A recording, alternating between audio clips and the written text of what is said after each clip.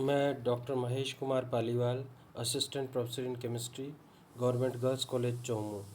बच्चों, आज हम एमएससी प्रीवियस केमिस्ट्री का नेक्स्ट टॉपिक पढ़ेंगे और इसमें जो टॉपिक है वो काइनेटिक्स ऑफ होमोजीनियस और हिट्रोजीनियस कैटालिसिस जो है उसके बारे में बात करेंगे।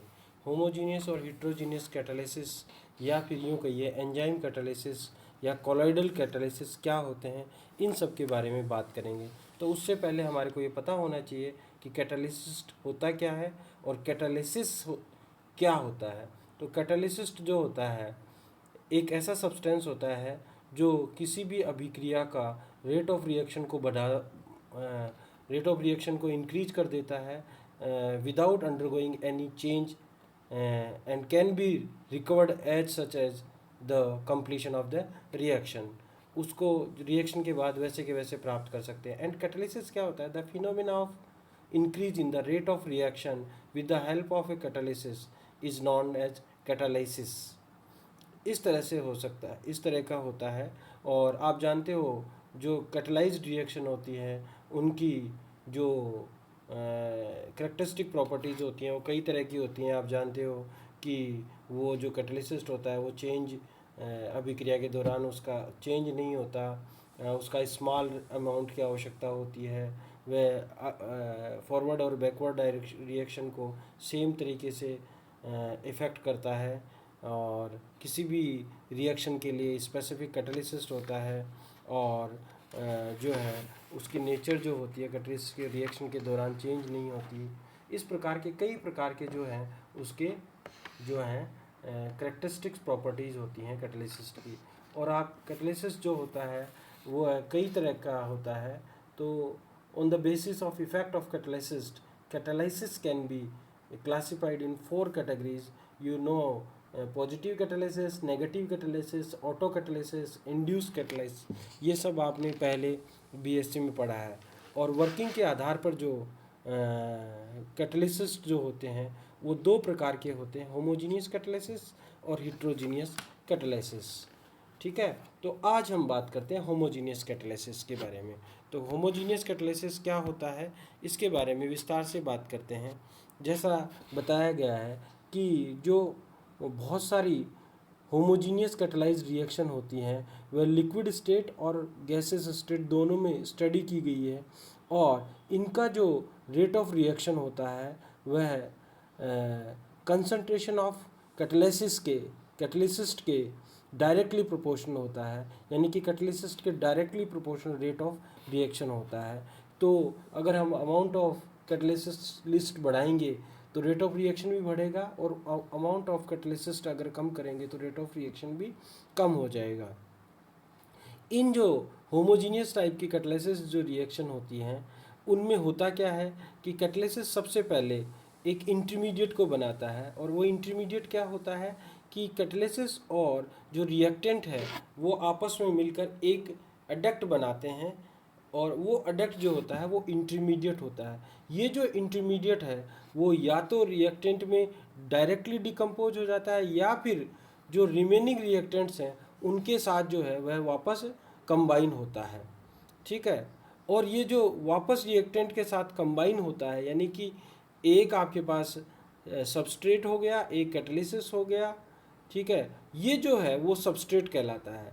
तो रिएक्टेंट और कैटालिसिस जो मिल के बनाते हैं वो इंटरमीडिएट कहलाता है। और ये इंटरमीडिएट पुनः अगर आपस में कंबाइन कराता है अदर मॉलिक्यूल के साथ तो वो सबस्ट्रेट कहलाता है।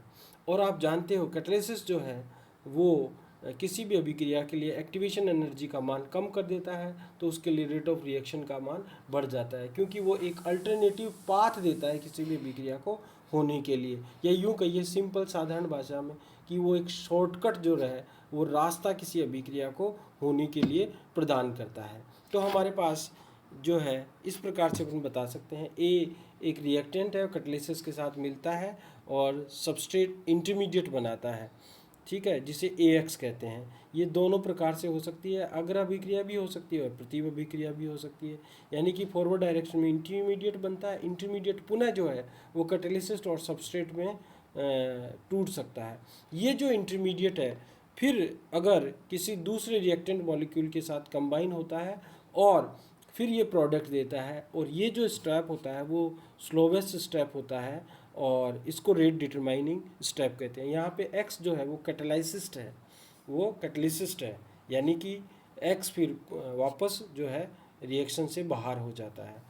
तो जो रिएक्शन सेकंड है इसमें जो बताई गई है वो स्लो रिएक्शन है, और ये जो है वो रेट डिटरमाइनिंग स्टेप होता है। तो इसलिए रेट ऑफ रिएक्शन जो है वह K3AX इंटू बी के डायरेक्टली प्रोपोर्शनल होगा, यानी कि इंटरमीडिएट और दूसरे रिएक्टेंट की कंसंट्रेशन के गुणनफल के डायरेक्टली प्रोपोर्शनल होगा rate of reaction. If we use the steady state treatment for the intermediate compound AX, हमारे पास इंटरमीडिएट कंपाउंड AX है जो शॉर्ट लिव्ड है, जो ट्रांजिट स्पीसीज़ है, वो जो इंटरमीडिएट है, तो उस पर अपन स्टेडी स्टेट अप्रॉक्सीमेशन लगा सकते हैं। Then on the applying the steady state treatment on AX, then we have dx upon dt is equal to K1AX minus K2AX minus K3AX b is equal to 0। अब देखिए इसको हम ऐसे लिख सकते हैं K1AX is equal to K2AX plus K3AX b, then AX is equal to हो जाएगा K1AX upon K2 plus K3b। Substituting the value of AX in equation first, then we get rate of reaction is equal to K3 K1 AX B upon K2 plus K3 B। हमारे पास जो rate of reaction ये आ जाएगा। अब देखिए हमारे पास दो condition हो सकती हैं। क्या कंडीशन हो सकती हैं? दो।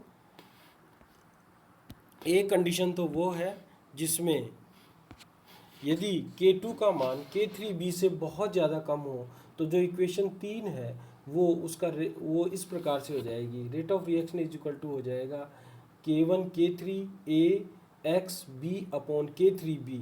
अब K3B कट जाएगा, देन हमारे पास बच जाएगा K1AX जो इक्वेशन 4 में बताया गया। इसके उल्टा हो, मान लो K2 is very very greater than K3B, then equation 3 becomes rate of reaction is equal to K1 K3AX B upon K2, वो इक्वेशन 5 में बताया गया। From equation 4 and 5 it follows that the rate of reaction depends on the concentration of catalyst although is neither consumed nor produced in the reaction। आपको दिख ही रहा है कि 4 और 5 में जो है वह x दोनों में है, यहाँ पे भी x है और यहाँ पर भी x है, यानी कि जो रेट ऑफ रिएक्शन है वह x मीन्स कैटलिसिस की कंसंट्रेशन पे डिपेंड करता है। ये दोनों रिएक्शन से पता चलता है। इस प्रकार से हम होमोजीनियस कैटलिसिस बता सकते हैं। अब अपने सिलेबस में जो है वो एंजाइम कैटलिसिस है, उसके बारे में बात करते हैं। एंजाइम कैटलिसिस क्या होता है और किस प्रकार से ये होता है, तो इसके बारे में अपन बात करते हैं। एंजाइम कैटलिसिस के बारे में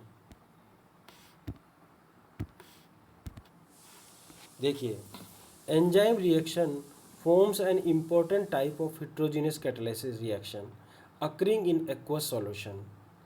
Enzymes are naturally occurring living cells of animals and plants. Enzyme जो होते हैं वह नेचुरली लिविंग सेल्स में पाए जाते हैं, भले ही वो एनिमल्स की हो भले ही वो प्लांट्स की हो।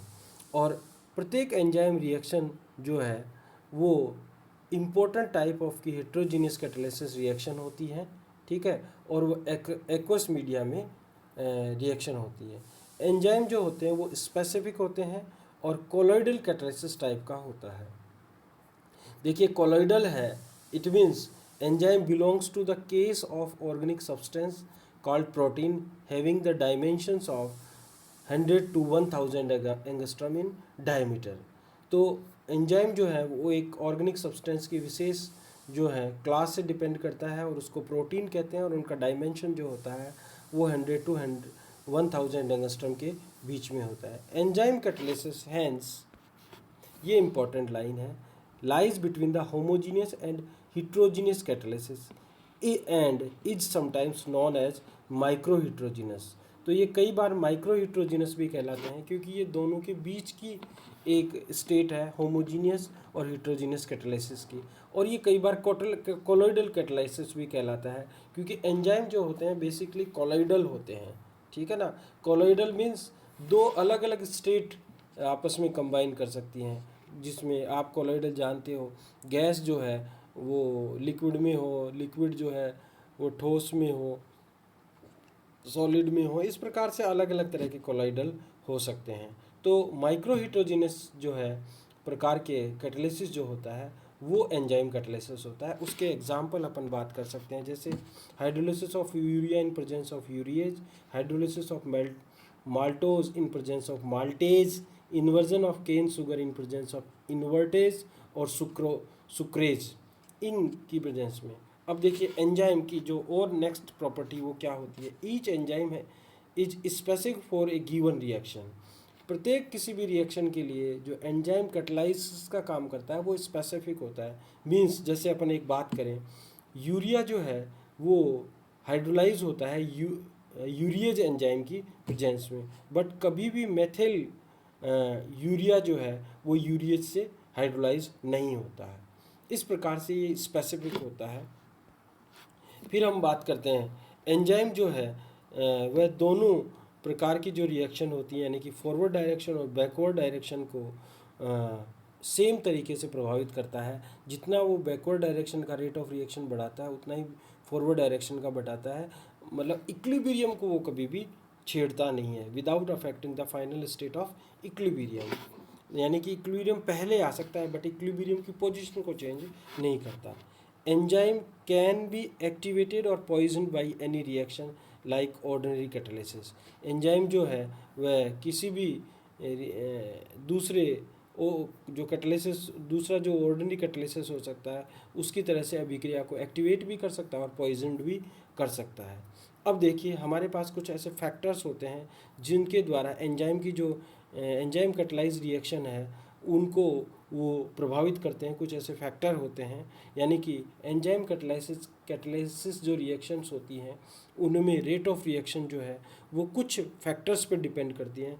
उन फैक्टर्स की अपन बात करते हैं जिनमें टेम्परेचर, कंसंट्रेशन, पीएच, इलेक्ट्रोलाइट्स और अल्ट्रावायलेट रेज टाइप के कुछ एग्जांपल्स हैं। तो पहला जो है फैक्टर है वो टेम्परेचर है। देखिए टेम्परेचर जो है वो अगर राइज कर देंगे तो किसी भी एंजाइम का कोगुलेशन हो सकता है, जिससे किसी भी एंजाइम की जो एक्टिविटी है वो डिक्रीज हो सकती है। और इसी प्रकार से यदि अगर अपन किसी एंजाइम की किसी भी एंजाइम कैटालाइज्ड रिएक्शन की अगर टेम्परेचर कम कर देते हैं तो उससे जो है वो एंजाइम की एक्टिविटी है वो डिक्रीज हो जाएगी। तो इसका मतलब टेम्परेचर बढ़ा देने से भी रेट ऑफ रिएक्शन घट जाता है एंजाइम कैटालिसिस रिएक्शन का, और टेम्परेचर कम कर देने से भी रेट ऑफ रिएक्शन घट जाता है।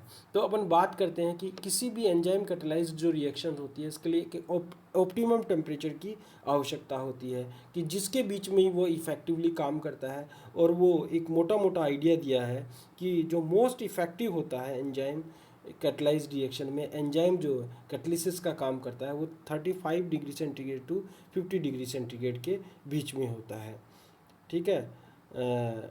70 डिग्री सेंटीग्रेड के ऊपर जो है वो प्रैक्टिकली यूजलेस हो जाता है कोई एंजाइम जो है।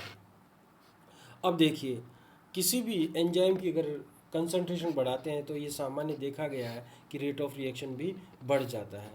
और किसी भी मीडिया का, जिस मीडिया में अपन एंजाइम कैटालिसिस रिएक्शन करा रहे हैं उसका पीएच अगर मॉडरेट रहता है, यानी कि बीच का पीएच रहता है 7 के आसपास, तो इस प्रकार से जो है एंजाइम बहुत इफ़ेक्टिवली काम करता है।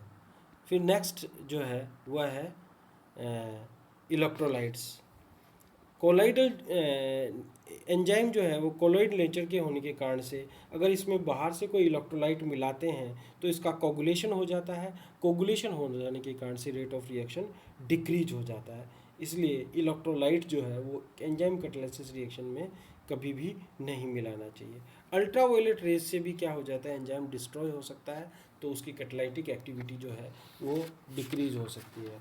अब अपन जो है कल इसकी काइनेटिक्स के बारे में पढ़ेंगे कि एंजाइम कैटालाइसिस जो रिएक्शन होती है उसकी काइनेटिक्स कैसे होती है, और उसके बारे में अपन विस्तार से चर्चा करेंगे। और ये बहुत इंपॉर्टेंट टॉपिक है, एग्ज़ाम में ये कई बार पूछा गया है। और बहुत सिंपल सा टॉपिक है, इसलिए मैं इसको अलग से एक बार आपको विस्तार से बताऊंगा। आज के लिए इतना ही, धन्यवाद।